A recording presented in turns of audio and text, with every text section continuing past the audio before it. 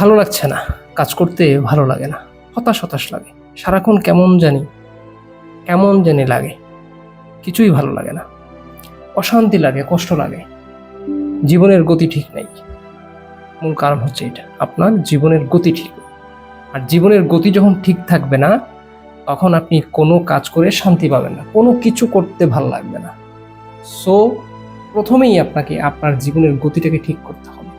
আর যদি জীবনটাকে রাইট গতিতে নিয়ে আসতে চান, জীবনের গতিপথটাকে ঠিক করতে চান, জাস্ট একটা জায়গায় ফোকাস করেন, সব ঠিক হয়ে যাবে।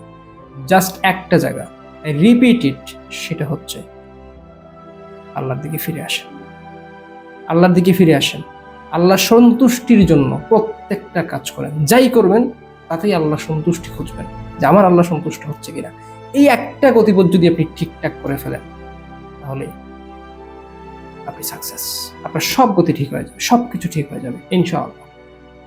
জাস্ট এই একটা কাজ করেন, ভালো থাকবেন।